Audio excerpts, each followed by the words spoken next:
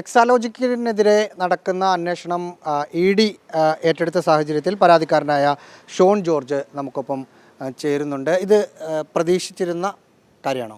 തീർച്ചയായിട്ടും ഈ അന്വേഷണത്തിൻ്റെ അടുത്ത ഘട്ടത്തിലേക്ക് പോകണമെങ്കിൽ തീർച്ചയായിട്ടും EDയും ഇതിന് ശേഷം CBIയും നമ്മുടെ പരാതി പ്രകാരം ഈ രണ്ട് ഏജൻസികളും ഇതിനകത്ത് തീർച്ചയായും വന്നേ മതിയാവും. കാരണം സാമ്പത്തിക കുറ്റകൃത്യം ഉണ്ടായിട്ടുണ്ട്, അഴിമതി ഉണ്ടായിട്ടുണ്ട്. അപ്പോൾ ഇത് തീർച്ചയായിട്ടും ഇവിടുത്തെ വലിയ കേരള സംസ്ഥാനം കണ്ടതിലെ ഏറ്റവും വലിയ അഴിമതികളിലൊന്നാണ് ഇവിടെ സംഭവിച്ചത്. അപ്പോൾ അതിൽ ഇനി ഈ പ്രത്യേകിച്ച് സേവനങ്ങളൊന്നും മുഖ്യമന്ത്രിയുടെ മകളുടെ കമ്പനി CMRൽ നൽകിയിട്ടില്ല എന്ന് വ്യക്തമായ സാഹചര്യത്തിൽ അത് അഴിമതി പണമാണ്. അപ്പോൾ അതിൻ്റെ പണം കൈപ്പറ്റിയത് ഉൾപ്പെടെ അവരുടെ സ്ഥാപനവുമായി ഇതുവരെ നടത്തിയിട്ടുള്ള വിവിധ സ്ഥാപനങ്ങൾ 12ഓളം സ്ഥാപനങ്ങൾക്ക് അവർക്കിപ്പം SFI സമൻസ് കൊടുത്തിട്ടുണ്ട്.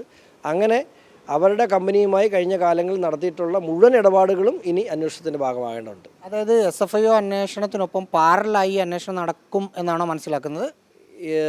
സെക്ഷൻ 447 അനുസരിച്ച് SFIO അന്വേഷണത്തിൻ്റെ ഘട്ടത്തിൽ ED ആണ് ഇനി അടുത്ത ഘട്ടം. പ്രത്യേകിച്ച് സാമ്പത്തികമായ ഇത് നടന്നിട്ടുണ്ട് എന്ന് ബോധ്യപ്പെട്ടാൽ ED ആണ് ഇനി അത് ടേക്ക് ഓവർ ചെയ്യേണ്ടത്. SFIയുടെ അന്വേഷണം കമ്പനി ലോ പ്രകാരം നടക്കേണ്ട അന്വേഷണം SFIയുടെ അന്വേഷണം തുടരും. അതോടൊപ്പം തന്നെ ഇത് അസോസിയേറ്റ് തന്നെയാണ്. ഇന്ത്യയിൽ കോൺസ്റ്റിറ്റ്യൂട്ട് ചെയ്തിട്ടുള്ള ഏതൊരു അന്വേഷണ ഏജൻസിയും SFIയുമായി സഹകരിച്ചാണ് മുമ്പോട്ട് പോകേണ്ടത് നിയമപ്രകാരം. നമ്മൾ ഈ SFIO അന്വേഷണം വന്ന സമയത്തിൽ പെട്ടെന്ന് നടപടികളുണ്ടാകും എന്നൊക്കെ വിചാരിച്ചിരുന്നു. പക്ഷേ ഇതുവരെ മാധ്യമങ്ങൾക്ക് പോലും ഉറപ്പിച്ച് പറയാൻ പറ്റുന്നില്ല. വീണ വിജയന് നോട്ടീസ് കൊടുത്തോ എന്ന കാര്യത്തിൽ പോലും ഉറപ്പിച്ച് പറയാൻ പറ്റുന്നില്ല. അവരുടെ അഭിഭാഷകർ ചെന്നൈ ഓഫീസിൽ പോയി വിവരങ്ങൾ നൽകി എന്നാണ് പറഞ്ഞത്. അതുപോലെ ആകുമോ ഇതും? SFI എൻക്വയറി ആരംഭിച്ചിട്ടിപ്പോൾ നമുക്കൊരു 1.5 മാസം എന്ന് പറയാം.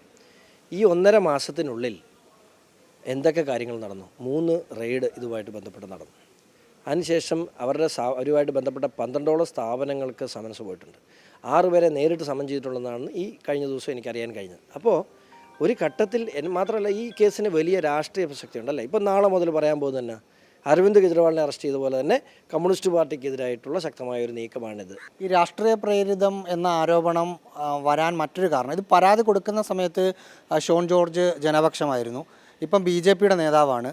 അപ്പം പരാതി പ്രവർത്തകനാണ്, വെറും 3 രൂപ മെമ്പർഷിപ്പ് മാത്രമല്ല പ്രവർത്തകനാണ്. അപ്പം BJP പ്രവർത്തകൻ എന്ന നിലയിൽ അല്ലെങ്കിൽ BJPയുടെ അപ്കമിങ് ലീഡർ സ്ഥാനത്തേക്കൊക്കെ വരാൻ പോകുന്ന ഒരാളെന്ന നിലയിൽ അത്തരം ചില സ്വാധീനത്തിൻ്റെ ഭാഗമായിട്ടാണ് EDയുടെ വരവും. ഇനി എന്തെങ്കിലും തുടർ നടപടികൾ ഉണ്ടായാൽ അതും എന്ന ആരോപണം സ്വാഭാവികമായും നേരിടേണ്ടി വരില്ലേ? ഷോൺ ജോർജ് എന്ന രാഷ്ട്രീയ നേതാവിന് ഒത്തിരി മുകളിലാണ് ഈ വിഷയവും ഇതിൻ്റെ ഒരു ഡെപ്തും. ഷോൺ ആദ്യം മുതൽ പറയുന്ന ഒരു കാര്യം ഉണ്ടായിരുന്നു, ഇതിൽ പ്രതികളായവരെ ജയിലറയിലേക്ക് കയറ്റും. അതായത് അതിൻ്റെ ഡയറക്റ്റ് പറഞ്ഞാൽ വീണ വിജയനെ ജയിലിലേക്ക് കയറ്റും. കുറ്റക്കാരായ ആരാണോ അവർ ജയിലിൻ്റെ അഴിക്കുള്ളിലാകണം. അതാണ് എൻ്റെ നിലപാട്. വീണ വിജയൻ കുറ്റക്കാരിയല്ലേ? ഞാൻ 100% വിശ്വസിക്കുന്നു വീണ വിജയനല്ല, മുഖ്യമന്ത്രി ഇതിനകത്ത് 1ാം പ്രതിയാണ്. മുഖ്യമന്ത്രിയാണ് ഇതിനകത്ത് പ്രതിയായിട്ടുള്ളത്. കാരണം അധികാര ദുർവിനിയോഗം നടത്തിയതും വീണയുടെ കമ്പനിയിലേക്ക് കാശ് വന്നിട്ടതും മുഖ്യമന്ത്രിയായ പിണറായി വിജയൻ്റെ മകളെന്ന നിലയിലാവുമ്പോൾ പ്രതി എന്ന് പറയുന്നത് മുഖ്യമന്ത്രിയാണ്.